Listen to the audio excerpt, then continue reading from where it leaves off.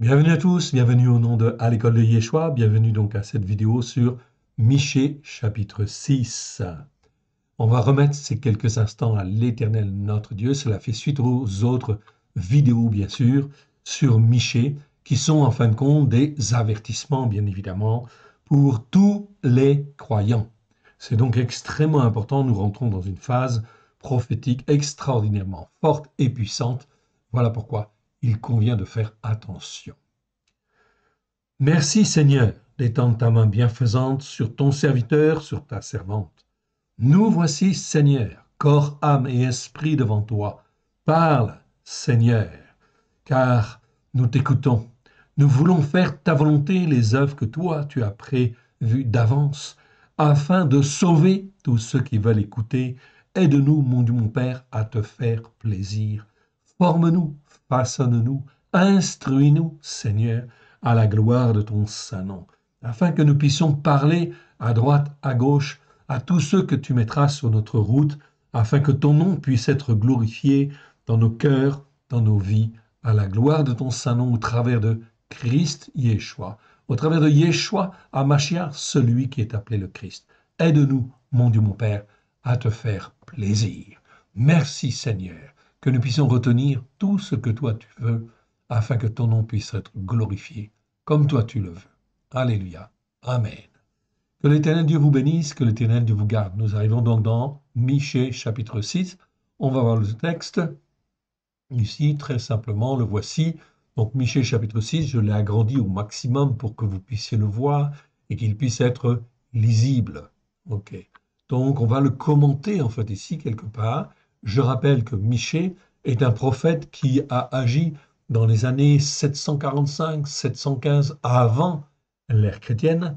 Okay, donc à ce moment-là, il y avait les 12 tribus d'Israël, oui bien sûr.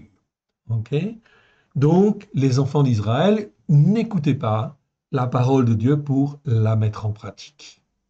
Donc c'est un fait en fait ici qui est un constat, bien évidemment, que nous pouvons aussi aujourd'hui, en fait ici, appliquer en 2023 à tous les croyants, bien sûr, ou presque tous les croyants, qui ne sont pas sur les racines hébraïques de la foi. L'Éternel Dieu parle et fait des reproches afin que les uns et les autres puissent revenir sur les enseignements de la Torah, pleine de grâce et de vérité. Si nous n'y sommes pas, alors, effectivement, les messages de reproche de l'Éternel sont bien, en fait, là, équivalents et sont les mêmes. Les mêmes, en fait, ici, qu'hier, tout simplement.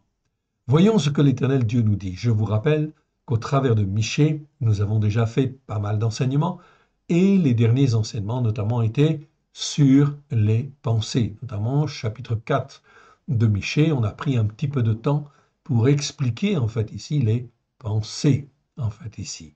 En hébreu, c'est le mot marachava. Je vous renvoie donc à l'enseignement sur, en fin de compte, les pensées, en fait, en hébreu, marachava.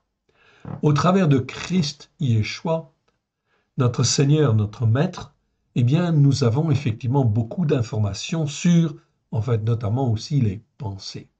Je vous ai expliqué qu'il y avait environ 18 mots, en fait, en grec, différents, pour analyser, justement, en fait, nos pensées. On va en retenir que 4 principalement, je vous les rappelle.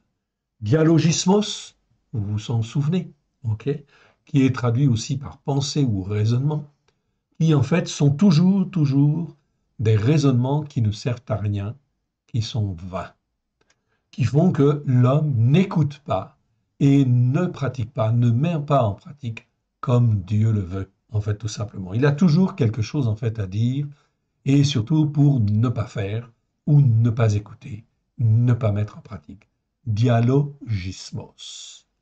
Ensuite, nous avons vu un autre mot, dianoia. On va retenir ces 4 mots-là. Dialogismos, dianoia, sunesis et nous, principalement. Okay, et donc, effectivement, le deuxième, c'est dianoia. Dianoia, c'est, on peut le traduire, pour être plus précis, par capacité à réfléchir. Lorsque je donne mon cœur et ma vie à Yeshua, eh bien, l'Éternel Dieu, au travers de son esprit, par la puissance de son esprit, il anime ma capacité à réfléchir, mes pensées d'une manière générale, mais on va dire notre capacité à réfléchir, afin que nous puissions faire les bons raisonnements et les bons choix. Ne plus raisonner comme en fait avec des raisonnements vains et inutiles, mais de pouvoir réfléchir et de pouvoir avoir des pensées qui soient fructueuses devant l'Éternel Dieu, qui puissent être des bonnes pensées afin de nous apprendre à marcher d'une manière juste, à marcher par la foi et à marcher d'une manière juste, c'est-à-dire avec un jugement juste, nous dirons en fait en hébreu. C'est donc très important, effectivement. La troisième, en fait, ici, chose, c'est sunésis. Sunésis, c'est traduit aussi par pensée, et c'est plutôt, en fait, au niveau de la compréhension, ou de la capacité à réfléchir, j'arrive à un niveau de compréhension. Sunésis, c'est la compréhension naturelle, c'est la compréhension humaine, au niveau de l'homme, ce que l'homme comprend d'une manière générale. Mais cette compréhension, elle peut être intellectuelle, elle peut être d'un très bon niveau, mais si elle n'est pas spirituelle, si elle n'est pas tournée en fait vers le haut, ça va poser en fait un problème. C'est pour ça qu'en fait, chaque fois qu'on a ces mots-là dans la Brit Hadasha, dans le Nouveau Testament, eh bien effectivement, il est bien écrit, effectivement, que cette sunésis, cette compréhension, doit, en fait, ici, pour être intéressante, être tournée vers l'Éternel, elle doit être spirituelle, ou elle doit être tournée vers l'Éternel, notre Dieu. Sinon, elle est incomplète. Enfin, le quatrième mot, c'est le mot nous. Nous, c'est très important. Ça nous parle de compréhension, de pensée, mais en fait, essentiellement, en résumé, de compréhension spirituelle, là, cette fois-ci. On n'est plus au niveau humain, on est au niveau spirituel. C'est-à-dire, c'est la compréhension parce que l'on a réfléchi, on a utilisé notre capacité à réfléchir, en fait, avec les commandements de Dieu, avec, en fait, ici, l'Esprit de Dieu. Et on a perçu spirituellement que c'était bien de faire comme ça ou de faire comme ceci. Là, on est dans la nous en grec, c'est-à-dire la compréhension spirituelle que l'Éternel Dieu veut en fait que nous ayons, veut nous apprendre à avoir et qu'il va nous donner par la puissance de son esprit si du moins j'écoute, si du moins je me rends obéissant, si du moins je suis soumis à l'Éternel Dieu. Ça, c'est une question de soumission aux enseignements de la Torah, des prophètes et des psaumes. Plus je me soumets à l'Éternel Dieu, aux enseignements de la Torah, avec grâce et vérité, au travers de Yeshua Mashiach, celui qui est appelé le Christ, vous pouvez être assuré que l'Éternel Dieu qui sonde les cœurs et qui sonde les reins vous voit, et à ce moment-là, il agit par son esprit afin que notre capacité à réfléchir soit renouvelée et que l'on ait une bonne compréhension spirituelle des choses afin de prendre les bonnes décisions. C'est donc extrêmement important ce processus en fait ici par lequel nous devons passer, et tout homme qui donne son cœur et sa vie à Yeshua, qui reçoit effectivement l'Esprit de Dieu, eh bien, a la capacité d'avoir une bonne capacité à réfléchir, d'avoir une meilleure compréhension. Et plus en fait il avance, eh bien, plus l'Éternel Dieu va donner. Il n'y a pas de problème en fait en ce qui concerne l'action de l'Esprit de Dieu, qui sera toujours, toujours là pour nous former, nous façonner, nous rendre meilleurs, etc. Si, du moins, nous écoutons et que nous mettons en pratique, si, du moins, nous nous soumettons et que nous obéissons à la parole de Dieu. C'est donc là extrêmement important.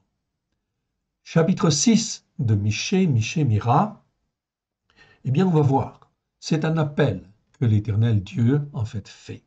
Et il le fait à chacun de nous, afin que nous puissions bien comprendre que l'Éternel Dieu veut lâcher sur la terre des hommes et des femmes qui soient en fin de compte spirituellement développés, qui soient effectivement dans une compréhension spirituelle bien ancrée sur les racines hébraïques de la foi, afin de glorifier le Père, le Fils et l'Esprit Saint. C'est donc très important. Quand on dit l'Esprit Saint, c'est l'Esprit de la sainteté de Dieu, évidemment. Donc là, on touche à des choses extrêmement importantes, extrêmement fondamentales.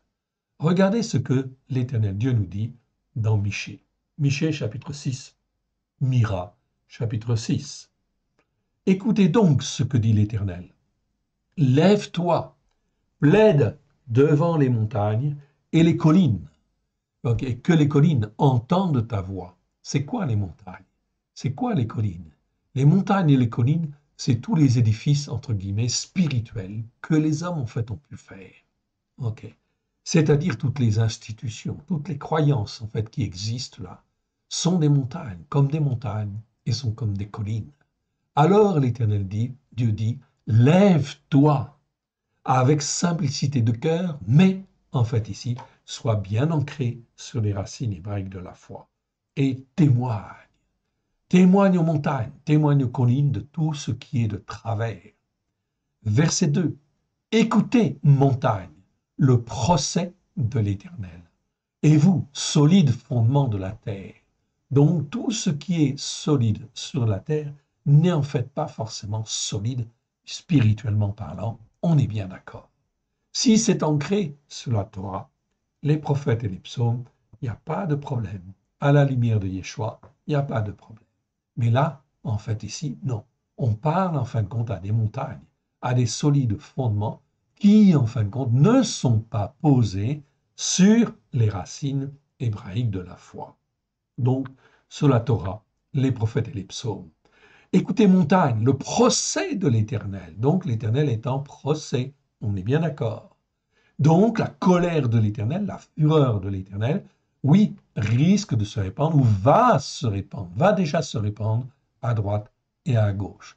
Et vous, solides fondements de la terre, car l'Éternel a un procès avec son peuple.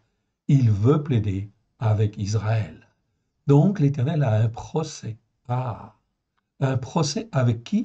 Avec son peuple. Il veut plaider avec Israël. C'était ce qu'il disait en fait hier. Mais aujourd'hui, nous sommes en 2023. En 2023, l'Éternel a un procès vis-à-vis de toutes les institutions religieuses dites entre guillemets chrétiennes, en particulier. Pourquoi? Parce qu'on a déformé les Écritures, les fondements de la parole de Dieu, les racines hébraïques de la foi ont été écartées et on en est loin, bien évidemment. Résultat des courses, l'Éternel est en colère. Oui, bien sûr. Verset 3. Mon peuple, que t'ai-je fait? En quoi t'ai-je fatigué? Réponds-moi. Réponds-moi. Okay. Pourquoi tu n'écoutes pas? Pourquoi tu ne fais pas le Shabbat? Pourquoi tu ne fais pas les fêtes de l'Éternel? Pourquoi tu n'écoutes pas les enseignements de la Torah pour les mettre en pratique avec grâce et vérité au travers de Yeshua Mashiach? Ok. Regarde au verset 4 ce que l'Éternel Dieu dit. Car je t'ai fait monter du pays de Mitzraïm, c'est-à-dire de la maison des esclavages. Ok. De l'esclavage. Je t'ai racheté par une rançon, dit l'Éternel. Oui. De la maison des esclaves. Je t'ai envoyé devant toi, et j'ai envoyé devant toi Moshe, Aaron et Myriam. C'est ce que l'Éternel Dieu a dit hier. Mais en réalité, aujourd'hui, il dit la même chose. En réalité, je t'ai fait monter du pays de l'esclavage, ok, des ténèbres dans lesquelles tu étais. Je t'ai racheté par le sang de l'agneau, il y a 2000 ans déjà. Okay. Et j'ai envoyé devant toi, oui, des disciples, j'ai envoyé devant toi Yeshua HaMashiach. J'ai envoyé, en fait, ici, Yeshua, le Seigneur des Seigneurs, le Roi des Rois, celui qui viendra régner sur la terre. Il est venu sur la terre. Il s'est offert lui-même en sacrifice afin de racheter les hommes de l'esclavage, de toutes les ténèbres qui peuvent opprimer en fait les hommes par en fait ici toutes sortes de choses, malédictions ou autres, etc.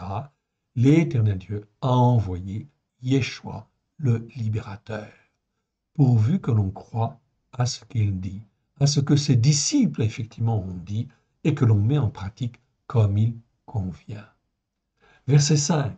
Mon peuple, rappelle-toi ce que projetait Balak, roi de Moab, et ce que lui répondit Bilam, fils de Béor, de Sittim à Gilgal, afin que tu reconnaisses la justice par la foi de l'Éternel. Oui, voilà un homme qui voulait maudire en fait Israël. Oui, bien sûr. Et en réalité, il ne pouvait pas le faire, en fait, tout simplement. Pourquoi? Parce que le peuple de Dieu est un peuple qui est protégé dès lors qu'il est dans l'obéissance, dès lors qu'il est dans la soumission à ses commandements. On est bien d'accord. Okay? Verset 6. Avec quoi me présenterai-je devant l'Éternel pour m'humilier devant l'Élohim, qui est le Très-Haut? Maintenant, qu'est-ce que je dois faire? Bien sûr.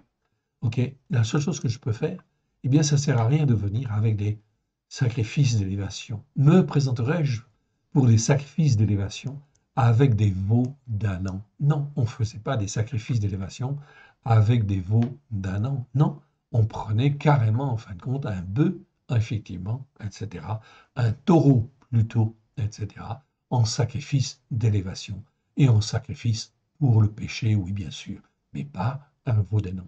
Donc on ne vient pas avec des choses, ridicules, en fait, ici, tout simplement. C'est donc très, très important de bien comprendre les choses. Verset 7. L'Éternel agréera-t-il des milliers de béliers, des myriades de torrents d'huile? Donnerai-je pour mes transgressions, mon premier-né, pour le péché de mon âme, le fruit de mes entrailles? Voilà donc, on parle ici des transgressions et on parle en fin de compte des péchés. Est-ce qu'on se souvient de ce que c'est qu'en fait une transgression ou un péché? Non, c'est pas forcément sûr. Alors on va aller faire un petit tour justement dans le mot en fin de compte ici transgression et le mot péché. Le mot transgression, je vais le retrouver en fait ici en bas. Je passe sur les autres mots. J'agrandis celui-là pour que vous puissiez bien comprendre. On parle des péchés, des transgressions et des iniquités. Oui, bien sûr. Ici, on va parler essentiellement des transgressions. Transgression, en fait, en hébreu, c'est le mot pécha. Pécha, il existe 93 fois dans 90 versets. Okay? Numéro Strong 06 588. On le traduit en fait normalement par transgression. Ce n'est pas toujours traduit d'une manière fidèle par transgression. On va le voir. Mais en réalité, c'est bien en fin de compte comme ça qu'il faut le traduire. Le mot pécha caractérise plus dans les Écritures un péché lié à la rébellion contre Dieu ou à la désobéissance à la Torah. Okay? C'est-à-dire que c'est un acte quelque part volontaire. Je sais que c'est un péché, mais je veux quand même le faire, okay, parce que je ne veux pas obéir, je ne veux pas me soumettre. Donc là, on est dans la désobéissance. Okay? Donc ça veut dire qu'il y a de l'orgueil, en fait, ici devant Dieu. Ça, c'est effectivement pécha, c'est la transgression. Exode 34, versets 6 à 7, par exemple. Okay? L'Éternel passa devant lui et s'écria, Éternel, okay, Éternel, Dieu miséricordieux. Miséricordieux, c'est Raroum, en fait, ici. Très bien. Et compatissant. Compatissant, c'est Hanoun. Lent à la colère et riche en bonté. Bonté, c'est Resed. En bonté miséricordieuse, on va dire. Et en fidélité. Donc, c'est pas fidélité, hein, là, c'est le mot émettre. Donc, c'est en vérité, hein, ce serait mieux. Qui conserve son amour, okay, ou plutôt qui conserve sa bonté. Mais dans la traduction seconde, on traduit par amour. Pourquoi pas? Jusqu'à 1000 générations, qui pardonne l'iniquité, très important, iniquité c'est le mot avon, qui pardonne la rébellion. Ah, là c'est pécha. C'est en fait plus exactement la transgression. Mais la transgression, c'est comme une rébellion, on est d'accord. Donc on peut le traduire effectivement par rébellion, mais il faut bien savoir que c'est pareil. En fait ici, c'est bien la transgression qui pardonne en fait l'iniquité la transgression, c'est-à-dire le péché conscient, en fait ici, le péché tout court, c'est rata, ok, mais qui ne tient point le coupable pour innocent et qui punit l'iniquité des pères sur les enfants, c'est-à-dire les conséquences, en fait ici, des péchés, ok, des pères sur les enfants et sur les enfants des enfants, jusqu'à la troisième et à la quatrième génération. Ça fait partie des règles. Il n'y a pas à discuter.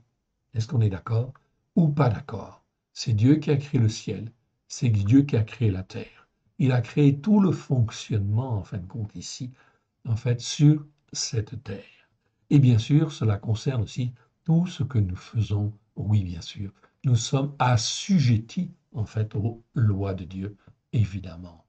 Donc, il n'y a pas besoin de discuter, en fait, là-dessus, absolument pas de discuter, on va dire, de raisonner, en fait, de travers là-dessus, c'est-à-dire d'être dans la catégorie, tout à l'heure, je vous la souvenez, on a parlé de dialogismos, de dianoia, de sunésis, et, en fait, ici, de nous.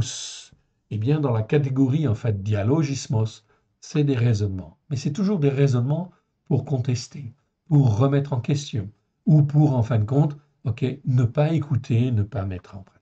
Ça, c'est dialogismos. Est-ce que je suis un croyant qui est comme cela, qui raisonne, qui est exactement comme un scribe ou comme un pharisien, tout simplement, toujours en train de discuter, comme pour dire que l'homme est capable, en fin de compte, de mettre en place des vérités meilleures que celles de Dieu, car Dieu est trop dur, est trop ceci, et trop cela. Non, Dieu est particulièrement bon, particulièrement miséricordieux. Et s'il y a des lois qui sont sévères, c'est parce qu'elles ont lieu d'être sévères. Et en fait, elles sont nécessaires. Donc, il ne faut pas remettre en question ces choses-là, certainement pas. On trouve également ce mot dans Ésaïe chapitre 44, verset 22, où il est écrit « J'efface tes transgressions ». Là, c'est bien traduit. « J'efface tes transgressions comme un nuage et tes péchés comme une nuée. Reviens à moi, car je t'ai racheté. » Voilà ce que l'Éternel Dieu dit, ou nous dit à chacun de nous. Okay? Ésaïe 44, 22. « J'efface tes transgressions comme un nuage, et tes péchés comme une nuée. Reviens à moi, car je t'ai racheté. Le sang de l'agneau a coulé. C'est un fait accompli. C'est donc quelque chose d'extraordinaire et de magnifique que nous avons là, au travers de Yeshua Mashiach, l'Éternel Dieu nous rachète par le sang de l'agneau. Ça, ce sont effectivement les transgressions. Donc, j'ai fait un petit résumé sur les transgressions. J'avais déjà fait une vidéo sur les transgressions. Vous pouvez en fait la rechercher sur le site, en fait ici, si vous le voulez. Là, vous avez un résumé. Ça, c'est en fin de compte les transgressions. Ok, je reviens donc à mon verset. Mon verset dit en fait ici, ok, verset 7, agrégera-t-il des milliers de béliers, des myriades de torrents d'huile? Donnerai-je pour mes transgressions mon premier-né? Non. Ok. Il suffit que je croie, que j'accepte en fait le sang de l'agneau qui me lave, qui me purifie, et que je demande pardon à Dieu, que je m'humilie tout simplement parce que je n'ai pas écouté en fait ici. J'aurais pu écouter avant, j'aurais pu faire la volonté de Dieu avant, ok, avant de persévérer dans justement les péchés et la transgression. Maintenant, on va voir le péché. Et pour le péché de mon âme, le fruit de mes entrailles, non. On va voir le péché maintenant. Qu'est-ce que le péché? C'est important de s'arrêter un peu sur le péché, en fait, aussi. Ça, c'est très important. Je vous l'agrandis. On va prendre un petit peu de temps sur le péché. C'est très important. OK. Qu'est-ce que c'est que le péché? Le péché, en fait, ici, c'est d'abord c'est le mot rata. OK. Vous l'avez, en fait, à l'écran. OK. Je vous l'agrandis. OK. Il est assez grand, en fait, ici. C'est très important. Rata. OK. Donc, ce mot-là existe 296 fois dans 272 versets. C'est un nom féminin. Numéro Strong 02403 pour le nom principal. OK. 305 ok, sur 300, sur 281 versets avec les variantes 02401 et 02402, qui sont aussi traduits par péché dans nos Bibles, qui sont des variantes, en fait, ici, en hébreu. Qu'est-ce que c'est qu'un péché? Péché, ou ça veut dire c'est traduit par péché, ou ça doit être traduit par péché ou sacrifice pour le péché. Plus généralement, le péché, c'est tout ce qui manque le but. Le but que l'Éternel Dieu attendait de nous. Donc chaque fois que je manque le but, que je ne fais pas la volonté de Dieu, que je n'écoute pas, que je ne mets pas en pratique, je suis dans le péché, en réalité, car je n'accomplis pas la volonté de Dieu. Je n'écoute pas mon papa. Chaque fois que je n'écoute pas papa, je suis dans le péché, tout simplement. Donc c'est vraiment grave, car le péché, nous péchons très souvent, oui bien sûr. Voilà pourquoi l'Éternel Dieu veut nous racheter par le sang de l'agneau, afin de nous former, de nous façonner, que nous ne soyons plus dans des raisonnements stupides, comme les scribes ou les pharisiens dans le dialogismos. Mais l'Éternel Dieu veut nous faire naître de nouveau par son esprit et nous donner une capacité à réfléchir, pour que nous apprenions à discerner ce qui est bien de ce qui est mal, et que je puisse choisir de faire ce qui est bien plutôt que ce qui est mal, tout simplement.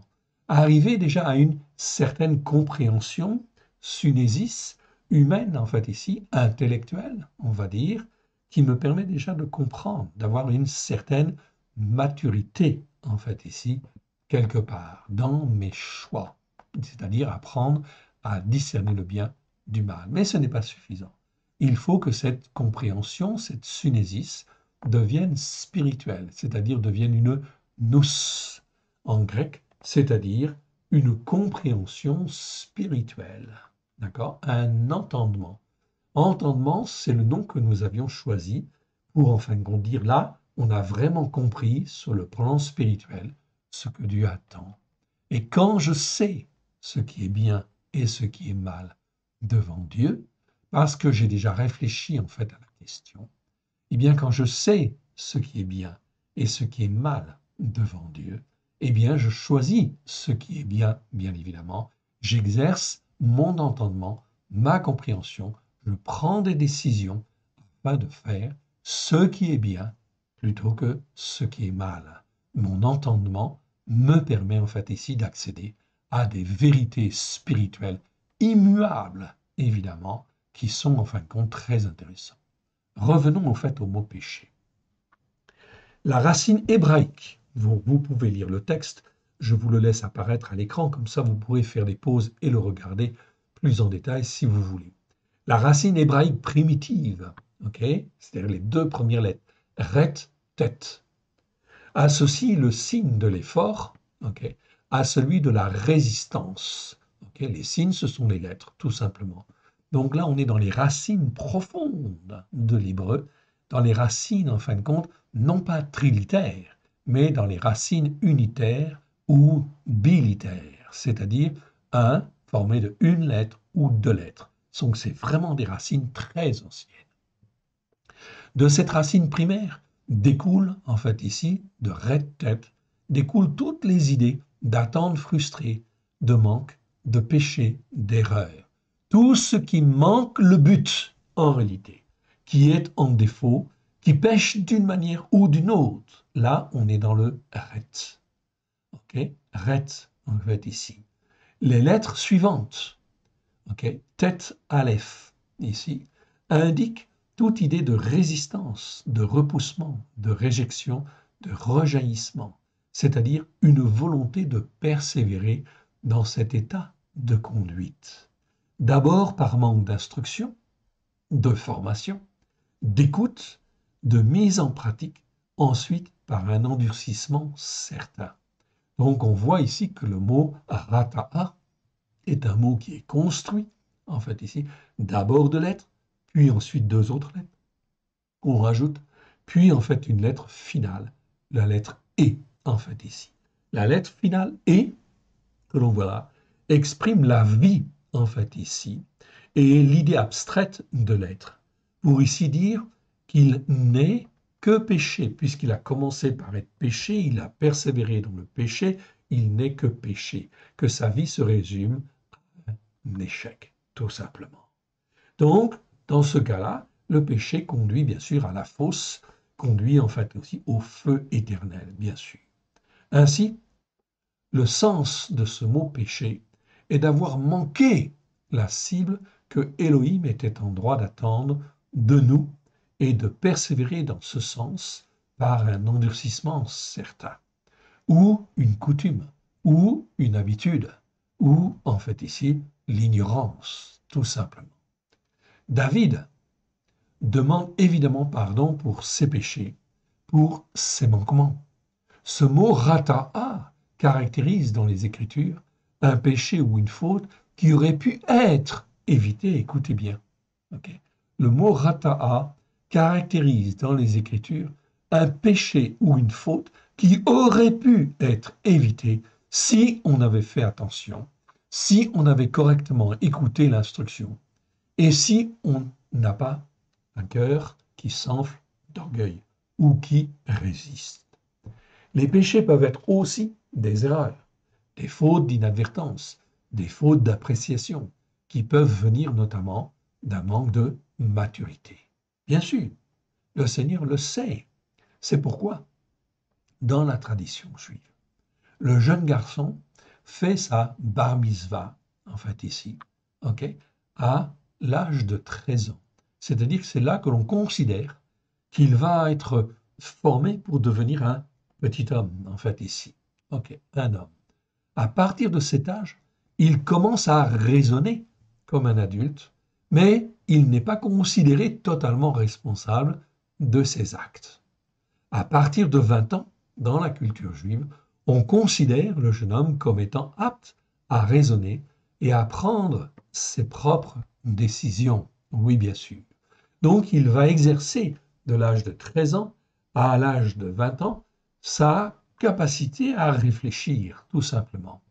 Voilà ce que le Seigneur en fait de la même manière avec nous, c'est que lorsque nous donnons notre cœur et notre vie à Yeshua, et que nous recevons en fin de compte l'Esprit de Dieu, l'Éternel Dieu alimente notre capacité à réfléchir dès lors que nous étudions la parole de Dieu, dès lors que nous étudions les enseignements de la Torah, des prophètes et des psaumes, et que nous essayons de les mettre en pratique et de les comprendre, bien sûr.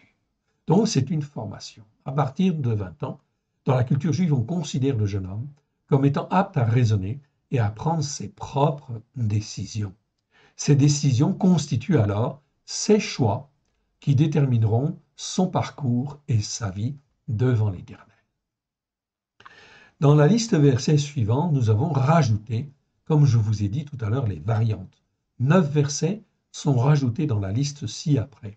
Ils contiennent les mots hébreux rata, en fait ici tout simplement, qui n'existe qu'une seule fois dans un seul verset, numéro Strong 02402, et rata'a, tout simplement, qui existe 8 fois dans 8 versets, c'est le numéro Strong 02401, qui sont des variantes du péché. Ils sont mentionnés en couleur verte, en fait ici, dans les versets suivants. Ainsi, dans tous les versets suivants, il conviendra, dans la Louis II et NG, de remplacer notamment les expressions sacrifice expiatoire ou sacrifice d'expiation, victime expiatoire, coupable par péché tout simplement, pour recaler les choses, ou sacrifice pour le péché. Voici les versets. Donc ici, on a fait la liste complète de tous les versets sur le péché. On ne va pas la voir aujourd'hui, rassurez-vous, ok, parce qu'il y en a quand même pas mal, en fait, ici. Hein, il y en a 272, ok, enfin 281 avec les variantes. Donc, on ne va pas, en fin de compte, faire tous ces versets. On les verra au fur et à mesure, effectivement, des enseignements. On va lire simplement les premiers pour bien se donner une bonne idée du péché qui est le manquement. Manquement à ce que l'Éternel Dieu attend. Genèse 4.7. Si tu agis mal, le péché, donc 02403, okay, le numéro Strong 02403, c'est la référence la plus courante, la plus importante, se couche à la porte et ses désirs se portent vers toi, mais toi, domine sur lui. Donc l'Éternel Dieu dit en fait ici, ok, à Caïn, ok, eh bien en fin de compte qu'il a péché et qu'il doit en fin de compte dominer sur le péché, oui bien sûr, qui domine en fait, qui est en fait à sa porte, ok, donc qui peut envahir en fait sa vie, son cœur, et le Seigneur dit domine sur lui. Donc l'Éternel Dieu lui avait donné la capacité de dominer sur lui, mais il ne l'a pas fait. Okay. Donc résultat des courses, il a manqué le but. Donc là, il y a des conséquences. Il a donc été maudit. Genèse 18, verset 20. Et l'Éternel dit, le cri de Sodome et de Gomorrhe s'est accru, et leur péché est énorme. Okay. Donc là, on voit bien que le péché, leur manquement, en fait ici, sont énormes, bien évidemment. Genèse 29, donc là c'est une variante. Abimelech appela aussi Abraham et lui dit, qu'est-ce que tu nous as fait? En quoi t'ai-je offensé que tu aies fait venir sur moi et sur mon royaume un si grand péché? Donc là, Abimelech, qui a du bon sens, qui craint l'Éternel, oui, donc il connaît en fait la loi de Dieu. Et il dit en fin de compte, Abraham, quel péché en fait ici, ok, pourquoi est-ce que tu fais venir sur mon royaume un si grand péché? Pourquoi tu m'as menti en fait ici? Tu m'as caché en fait compte des choses, ok? Tu as commis à mon égard des actes qui ne doivent pas se commettre. Genèse 31-36. Jacob s'irrita et querella Laban. Il prit la parole et lui dit, quel est mon crime, quel est mon péché que tu me poursuives avec tant d'ardeur? Genèse 50, verset 17. Vous parlerez ainsi à Joseph. Oh, pardonne le crime de tes frères et leur péché, car ils t'ont fait du mal. Pardonne maintenant le péché des serviteurs du Dieu de ton père. Joseph pleura en entendant ces paroles. Exode 10, 17. Pardonne mon péché, ici c'est bien 02 403 aussi, pour cette fois seulement, et priez l'Éternel, votre Dieu, afin qu'il éloigne de moi encore cette plaie mortelle. Donc Pharaon savait aussi ce que c'est qu'un péché, oui bien sûr, il a appris, bien évidemment. Ok. Exode 29, verset 14. Mais tu brûleras au feu, hors du camp, la chair du taureau, sa peau et ses excréments. C'est un sacrifice pour le péché. Là, c'est bien traduit. Ok, sacrifice pour le péché. Donc, pour bien en fait se rappeler en fait ici ce que c'était un péché et laver en fait les péchés, eh bien, il y avait des sacrifices pour entretenir en fait ici, bien sûr, la connaissance du péché. Exode 29, 36. Tu offriras chaque jour un taureau en sacrifice pour le péché, pour l'expiation. Tu purifieras l'autel par cette expiation et tu loindras pour le sanctifier. C'était donc très important de nettoyer, en fait ici, les péchés devant l'Éternel. Exode 30, verset 10. Une fois chaque année, Aaron fera des expiations sur les cornes de l'autel avec le sang, ici c'est traduit, de la victime expiatoire. C'est le même numéro, 02 403. Ça devrait être traduit avec le sang, en fait ici, de la victime pour le péché. En fait ici, ce serait mieux de traduire comme cela. Et il sera fait des expiations une fois chaque année parmi vos descendants. C'était pour montrer l'importance, bien évidemment, du péché. Ce sera une chose très sainte devant l'Éternel. Exode 32, 21, donc là c'est une variante du mot péché, mais c'est toujours péché. Moïse dit à Aaron, que t'a fait ce peuple pour que tu l'aies laissé commettre un si grand péché?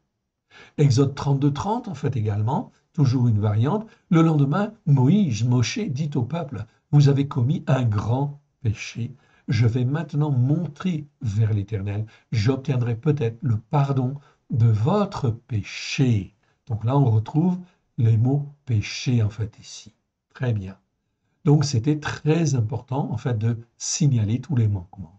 Exode 32, 31, Moïse retourna vers l'Éternel et dit, ah, ce peuple a commis un grand péché. Ils se sont fait un Dieu d'or, oui, bien sûr. Donc c'est même, en fait, ici, un très très grand péché, oui, bien sûr, comme une transgression aussi quelque part. Exode 32, 32. Pardonne maintenant leurs péchés, sinon efface-moi de ton livre que tu as écrit. Donc ici, Moshe intercède et en fin de compte, il s'offre lui-même même en sacrifice. Ok.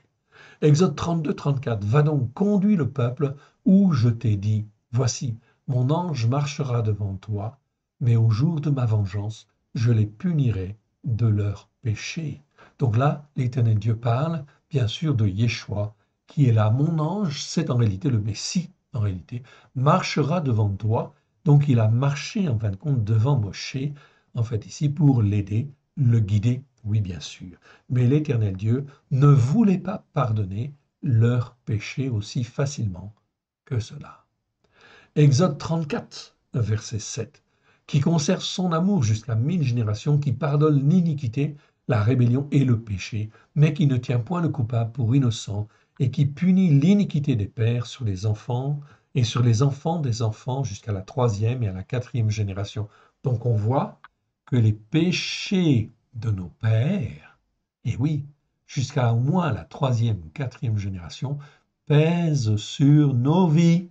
Voilà pourquoi il convient de demander pardon à l'Éternel pour les péchés de nos pères, oui bien sûr, jusqu'à la troisième, quatrième génération, et on pose en fait la question à l'Éternel, y a-t-il en fin de compte des générations antérieures qui ont fait preuve de malédictions plus importantes, qui peuvent durer jusqu'à 10 générations, etc. La Bible nous parle en fin de compte de ces malédictions. Il convient de les lever, de demander pardon à l'Éternel pour les péchés de nos pères, bien évidemment. C'est donc très très important, c'est tout un programme et un apprentissage.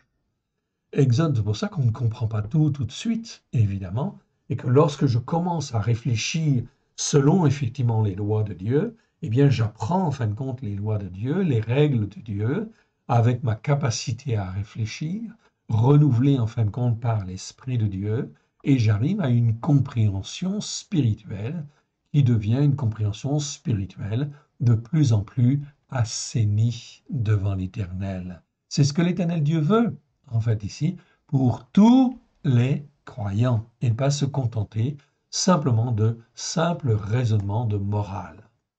Exode 34, 9.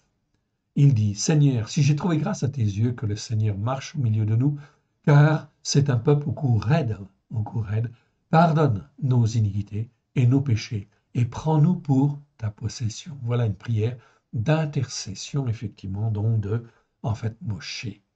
Donc là, on a vu le mot péché dans les deux premiers livres. Ensuite, c'est dans Lévitique, on ne va pas le voir tous.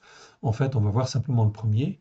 Si c'est le sacrificateur qui, ayant reçu l'onction, qui a péché et a rendu par là le peuple coupable. Donc vous voyez que les responsables peuvent rendre coupable, en fait, ici, un peuple, une assemblée, oui, bien sûr.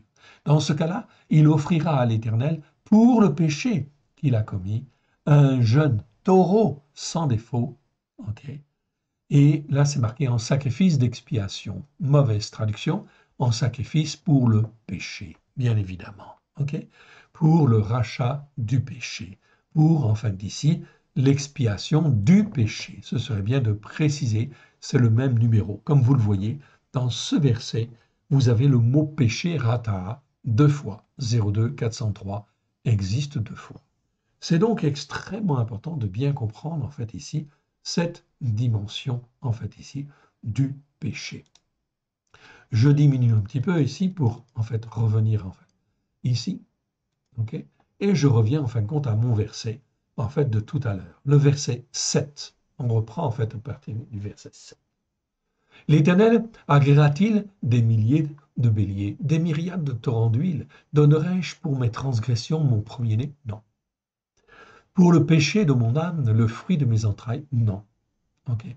Tout est accompli par le sang de l'agneau, qui nous lave de nos péchés, qui nous lave de nos transgressions, qui nous lave de nos iniquités, pourvu qu'on les reconnaisse, pourvu qu'on les confesse, tout au moins celles que l'Esprit de Dieu nous montre si nous lui avons posé la question, et non seulement nos péchés, nos transgressions, nos iniquités, mais celles aussi de nos pères. Oui, bien sûr, les péchés, les transgressions, les iniquités de nos pères. C'est très important, car sinon, eh bien, il y a comme un voile sur notre vie et sur notre vie spirituelle.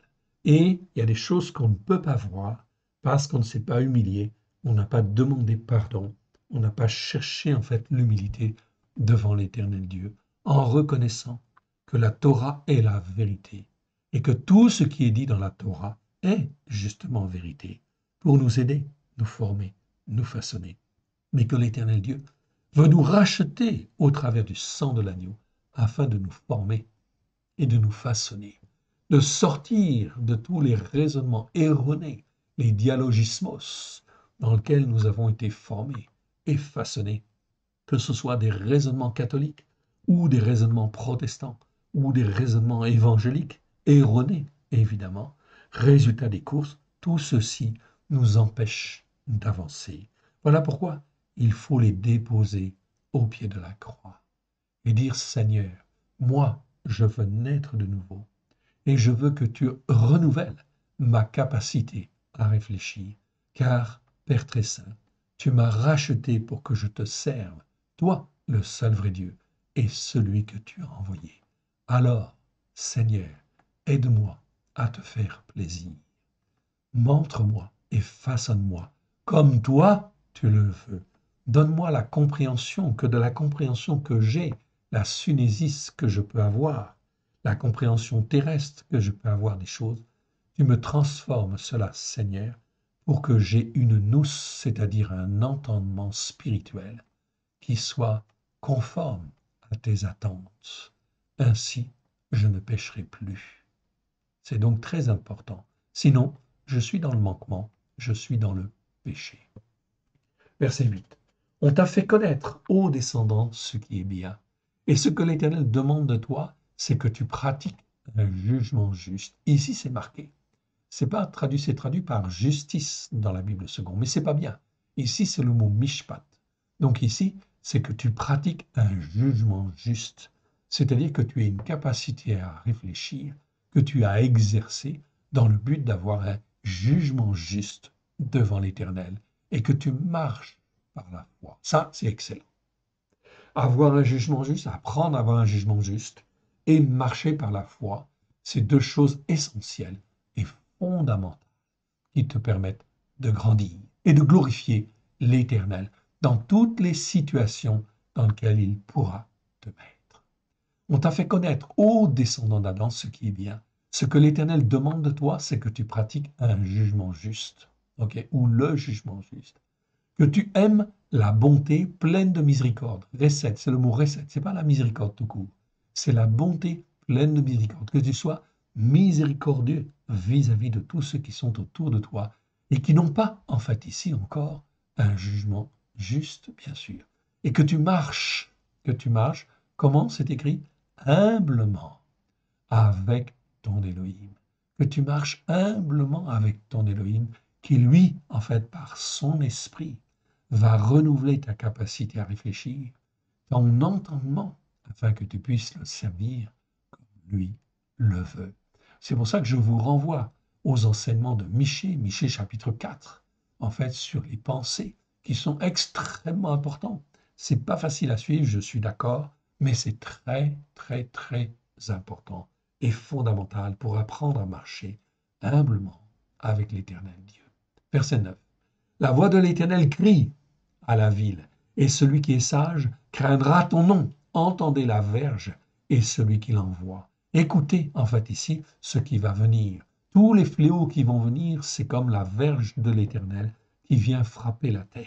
Oui, qui vient frapper la terre à cause, effectivement, de la désobéissance, à cause de la soumission. Verset 10. Y a-t-il encore dans la maison du méchant des trésors iniques, un épha trop petit, objet de malédiction? Tout cela entraîne des malédictions. Est-on pur avec des balances fausses ou avec des faux poids dans le sac? Non. Donc, on ne peut pas être juste avec des faux raisonnements, avec en fait ici des raisonnements qui sont faussés? Non, pas du tout. Ok, avec les balances fausses et des faux poids, on ne peut jamais être juste. 12. Ces riches sont pleins de violence. Ces habitants profèrent le mensonge. Leur langue n'est que tromperie dans leur bouche. C'est pourquoi je te frapperai par la souffrance. L'Éternel dit très clairement ce qui va venir. C'est pourquoi je te frapperai par la souffrance si tu n'écoutes pas et si tu ne mets pas en pratique. Je te frapperai par la souffrance. Je te ravagerai à cause de tes péchés, c'est-à-dire de tous tes manquements, de tout ce que, en fait, ici, j'attendais de toi et que finalement, ça ne se fait pas. Alors, je te ravagerai à cause de tes péchés. Verset 14. Tu mangeras sans te rassasier, et la faim sera au-dedans de toi. Tu mettras en réserve, et tu ne sauveras pas. Ce que tu arracheras du danger, je le livrerai à l'épée.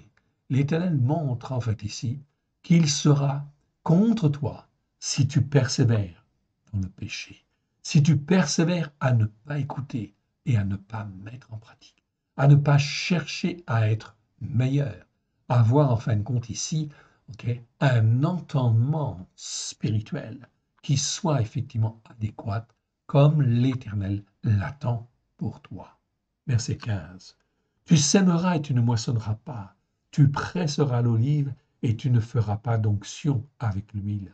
Tu presseras le mou et tu ne boiras pas de vin.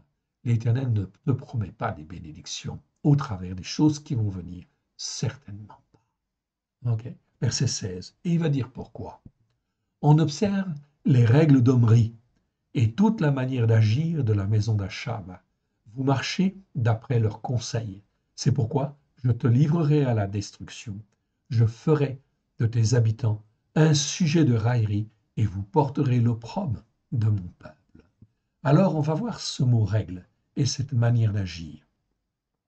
Si vous le voulez bien. Ok. Donc on va aller voir le mot règle et en fait ici manière d'agir.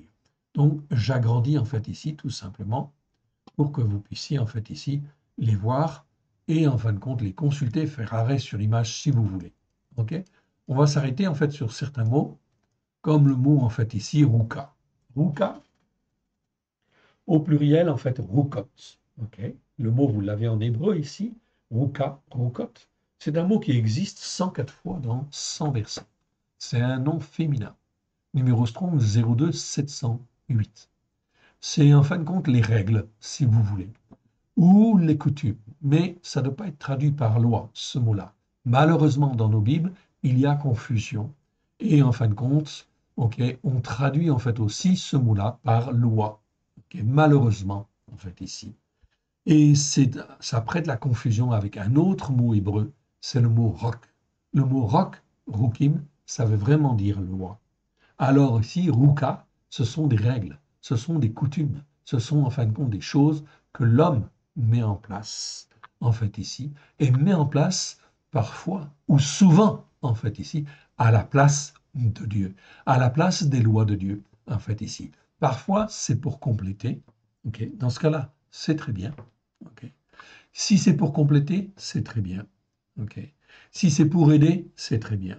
Mais si c'est pour remplacer des rocs, c'est-à-dire des lois de Dieu, etc., alors là, ça devient mauvais. C'est comme les coutumes, si vous voulez. Les coutumes, ce sont en fait, c'est des rukas, rukot, tout simplement. Donc règle et non pas loi. Comme par exemple dans 2 Rois, chapitre 17, versets 7 à 8, où l'Éternel reproche à son peuple d'avoir suivi les coutumes des nations par opposition aux lois de Dieu. Là, c'est vraiment clair dans ce verset. Donc, c'est les coutumes, en fin de compte, des nations, tout simplement. Toutes les lois que les nations ont mises en place, toutes celles qui existent aujourd'hui, qui ne sont pas basées sur, en fin de compte, les fondements de la Torah, des prophètes et des psaumes, toutes ces lois-là, eh bien, effectivement, peuvent, effectivement, être en contradiction ou remplacer les lois de Dieu. Alors ça ne doit jamais remplacer les lois ou les principes de Dieu. Voilà pourquoi il convient et il faut étudier les enseignements de la Torah avec grâce et vérité pour ne jamais mettre des règles qui contredisent ce que, en fait, l'Éternel Dieu a donné. Donc on dit bien, en fait, ici, à ne pas confondre avec le mot roc ou rukim, qui, en fin de compte, lui, est le mot de base pour parler de loi. Ce mot est féminin, ruka, rukot, exprime plutôt les règles de fonctionnement, les règles à respecter, ou les usages à respecter, ou bien qui sont respectés comme des traditions. Là, ça peut devenir moins bien, en fait, ici. Il peut y avoir des bonnes traductions, on est bien d'accord. Mais la plupart du temps, c'est pas bien. Ce sont des habitudes, en fait, ici, que l'on a et qui font que, justement, ça nous empêche, en fait, d'écouter Dieu et de mettre en pratique ce que Dieu, en fin de compte, nous demande de faire. Ce mot hébreu a presque le même sens que le mot hébreu roc, ok, par sa force, en fait, ici, quelque part, mais pas du tout en ce sens qu'il indique les usages et coutumes des hommes qui sont devenus comme des règles de vie. Dans ce cas-là, non, c'est en fin de compte, ça vient à l'inverse, ça vient en contradiction. Voilà pourquoi il faut vraiment faire attention. Et dans nos traductions, c'est vraiment très très mal traduit, en fait, ici.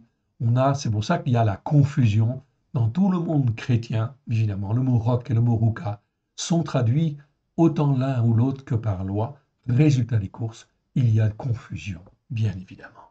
Donc il faut nettoyer cela. C'est pour ça que nous mettons en place une nouvelle traduction de la Torah, en fait, ici. Donc des 5 premiers livres, nous sommes dessus, elle n'est pas terminée. Elle sera peut-être en fait terminée au 2e trimestre. Nous avions prévu le 1er trimestre, mais c'est impossible. Il y a beaucoup trop de travail en fait, ici. OK, et on n'a pas terminé. Mais on est très bien avancé dessus. Donc merci pour vos encouragements, merci pour vos aides. En fait, ici, n'hésitez pas, évidemment, on a besoin de votre soutien. C'est très important. Ce mot a presque toujours le même sens que le mot roc par sa force, mais pas du tout en ce sens qu'il indique des usages ou coutumes des hommes qui sont devenus comme des règles de vie. Ainsi, on retrouve par exemple dans Job 38, 33, où il est dit « Connais-tu les lois, roucotes du ciel ?» Okay. Ainsi, pour distinguer les mots, on traduira toujours en fait ici le mot ruka ou roc par règle en fait ici et le mot roc, rukim, par loi. Ça, c'est une règle en fait ici. Donc, vous l'aurez dans la traduction que nous mettons en place. Ainsi, si certaines lois sont immuables pour tous, la loi de la pesanteur, par exemple, est une loi universelle établie par Dieu dans l'univers pour les croyants et les non-croyants. Par contre, donc ça, c'est bien roc, en fait, ici, comme un roc. Par contre, Moïse, par exemple, expliqua les règles de fonctionnement ou de mise en place afin de protéger l'homme contre le mal, de le former, de le façonner. Donc ce sont des règles complémentaires qui, en fin de compte, sont la mise en place par Moshe, tout simplement, mais qui viennent en fait en complément, en fin de compte, des paroles, en fin de compte, de Dieu. Ainsi, je donne un exemple. Ainsi, lorsque Dieu ou l'homme établit des lois spécifiques pour le bien de tous, comme par exemple le code de la route. Okay, c'est une règle. Okay, ce n'est pas Dieu qui l'a donné. Mais en réalité, c'est en fait ici une bonne chose. Établir un feu rouge, un stop, une ligne jaune, etc., c'est pour le bien de tous. Aussi, toutes ces formes de loi doivent aussi perdurer, même sous la grâce qui nous est donnée dans la Brit Hadasha, l'alliance renouvelée, au travers de Yeshua. Ce n'est pas parce que j'appartiens à Yeshua que je ne dois pas respecter, en fait, ici, les lois, bien sûr, même les lois humaines, en fait, ici, les lois de société, etc. Certainement pas, en fait, ici. Donc, il faut bien comprendre, en fait, et faire la part des choses. Ainsi, toutes ces formes de lois doivent aussi perdurer, même sous la grâce qui nous est donnée dans la Brit Hadasha. Ce n'est pas parce que j'appartiens à Christ que je ne dois pas respecter la ligne jaune, que je ne dois pas respecter le stop ou le feu rouge, oui bien sûr.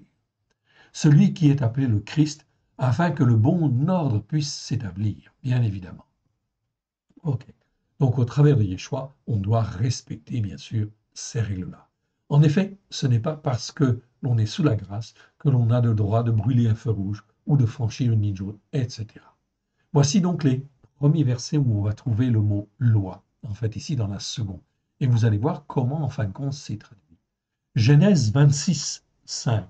Parce qu'Abraham a obéi à ma voix, qu'il a observé mes ordres, mes commandements. Il dit en fait ici, c'est traduit par mes statuts.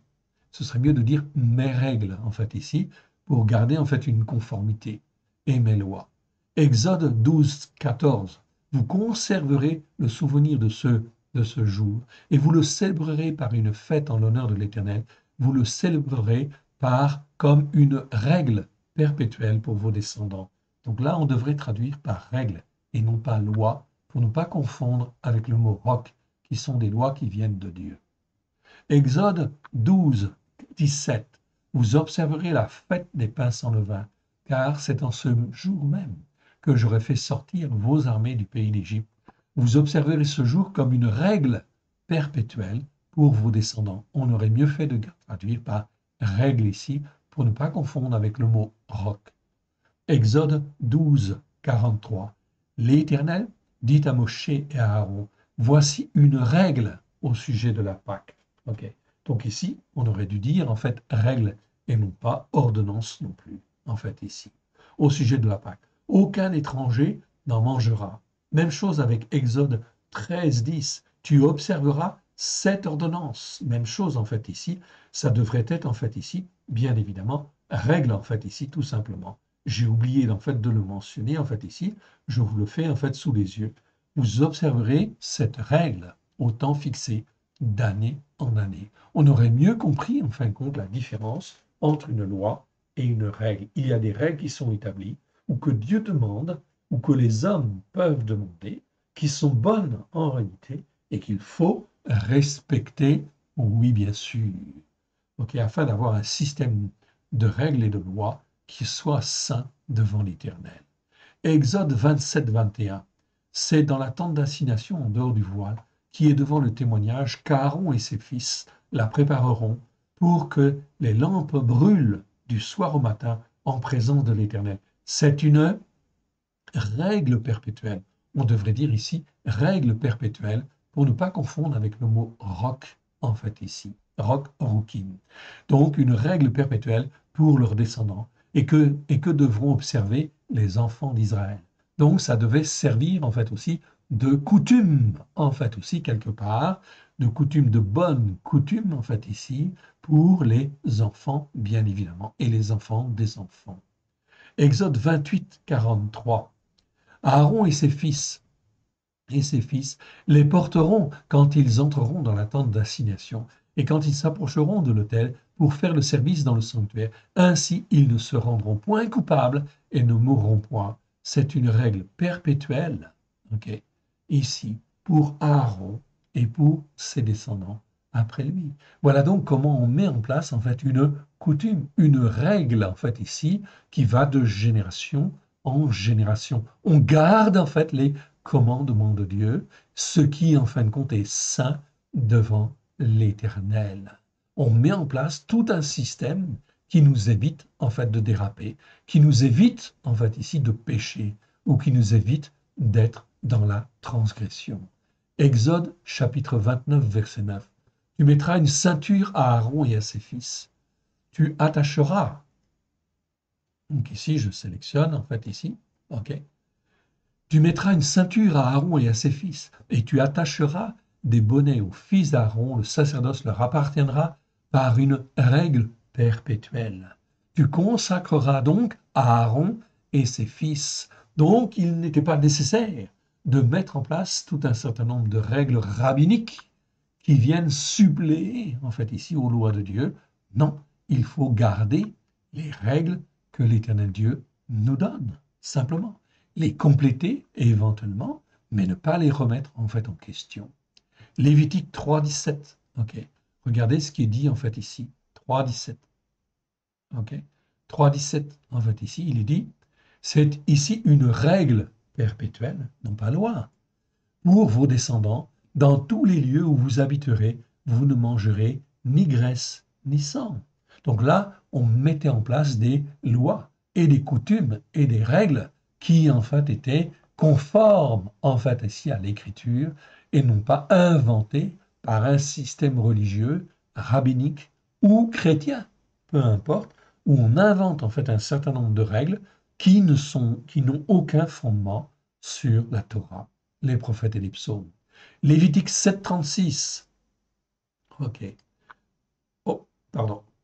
Ok. Ah, excuse-moi. Voilà. Lévitique 7, ok. 7,36. Ok. Je reviens, je vérifie si en fin de compte je suis bien. Voilà. Donc on a bien la visualisation du texte. Et en fin de compte, vous m'avez bien en bas en encadré. Ça marche. Lévitique 3,17.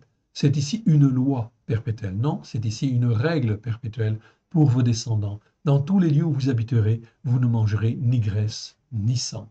Ok. On continue en fait avec Lévitique 6, 7, 7, pardon, 7,36. Ok. Ce que l'Éternel ordonne aux enfants d'Israël de leur donner depuis le jour de leur onction, ce sera une règle perpétuelle, ok, parmi leurs descendants. Donc là, on faisait la distinction entre roc et rouka, tout simplement.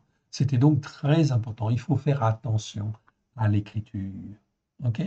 Donc c'est très très important d'apprendre en fait, ici à mettre en place en fait aussi des règles, mais d'abord respecter les règles de Dieu. Ça sert à rien d'inventer un système religieux, ok, qui n'est pas conforme en fait ici à la Torah, aux prophètes et aux psaumes.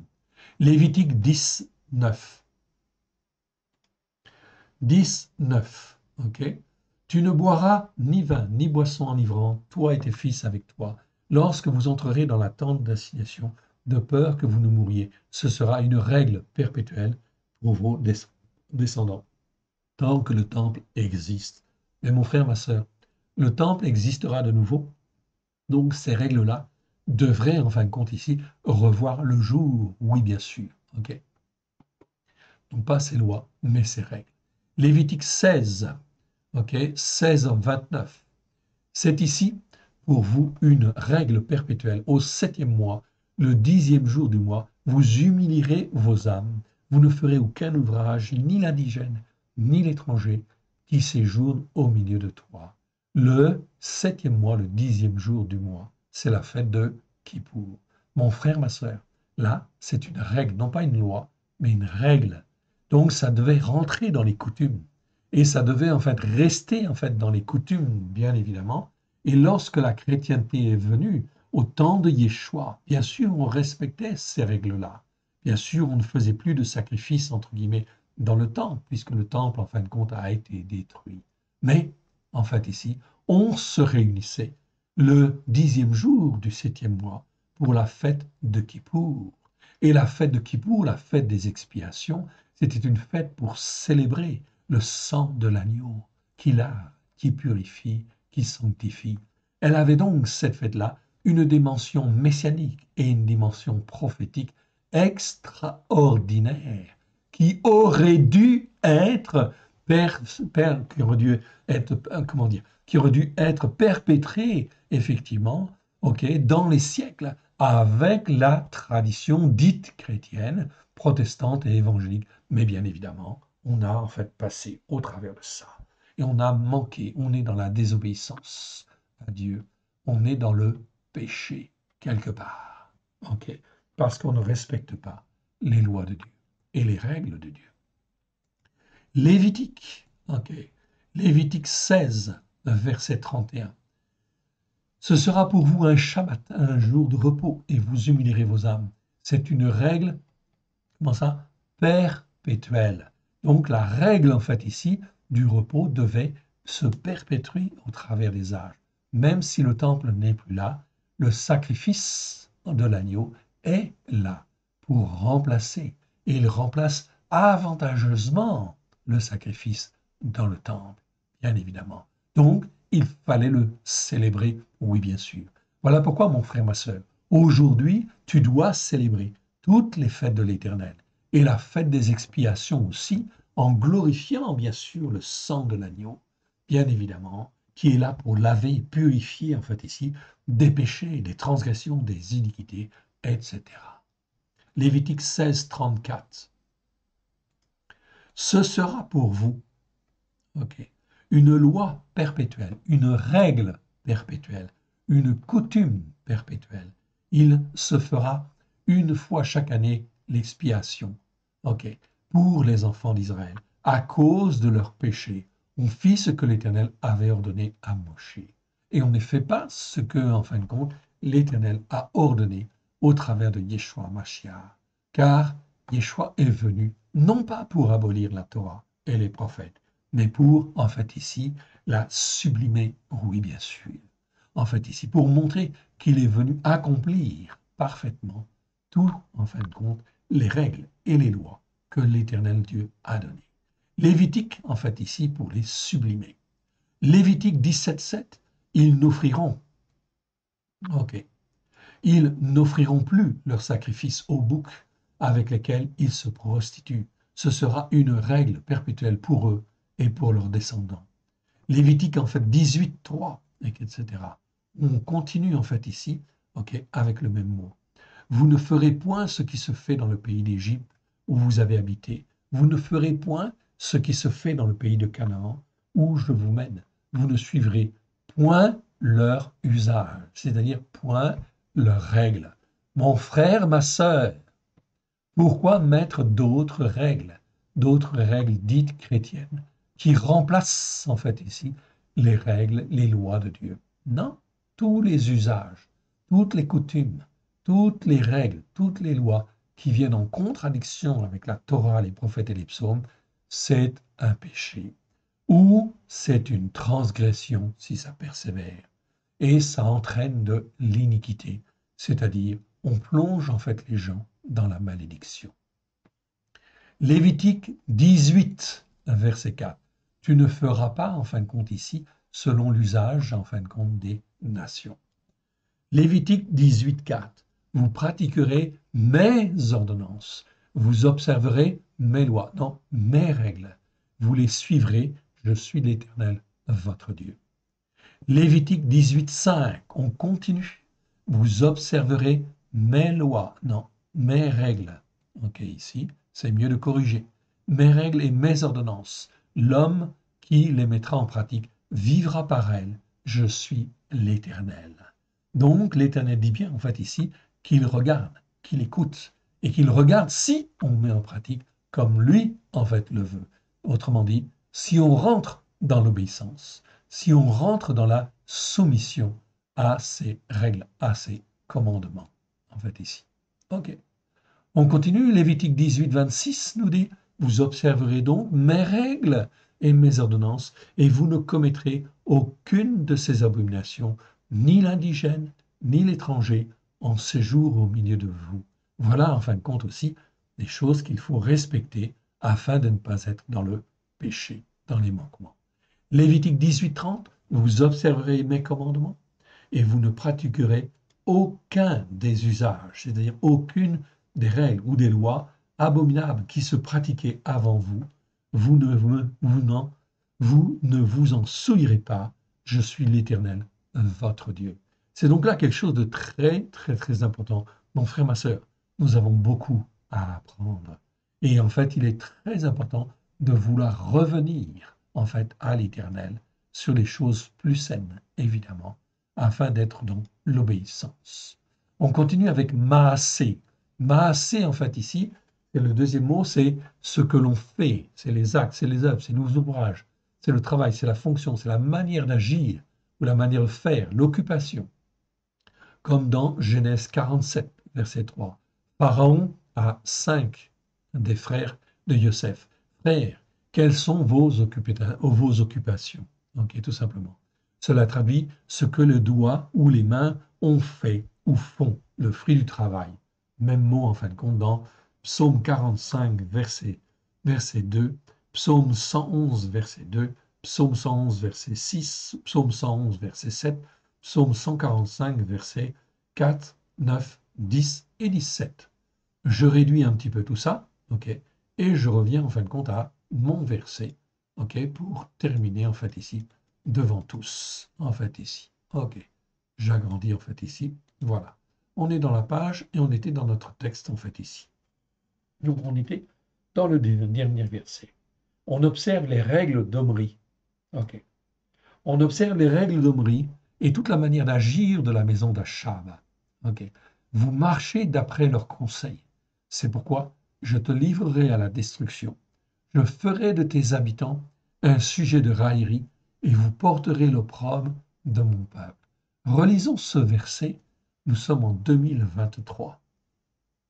Et alors, en fait, on peut très bien dire ici, on observe les règles catholiques, on observe les règles protestantes, on observe les règles évangéliques, et toute la manière d'agir, en fait, ici, de ces hommes tortueux, en fait, ici, de ces responsables. Okay. Alors le Seigneur dit, vous marchez d'après leurs conseils. Mon frère, ma sœur, le Seigneur nous interpelle de manière sérieuse, afin que nous puissions en fait réfléchir, avoir une capacité à réfléchir, sanctifiée, afin d'avoir une compréhension, un entendement sur ce qu'il convient en fin de compte de faire dans les temps qui viennent pour être agréable à l'Éternel. Cela, je vous le livre en fin de compte à votre réflexion, à la prière, à la méditation, bien évidemment, afin de sortir. Le Seigneur dit au travers de Paulos, sortez, sortez du milieu d'eux. Okay? N'écoutez plus leurs règles, ne faites plus en fait d'après leurs conseils. Écoutez en fait la parole de Dieu, même si vous êtes seul à la maison, ok, ou en fait ici, en couple ou un petit groupe, mais écoutez, apprenez à écouter les enseignements de la Torah et à les mettre en pratique.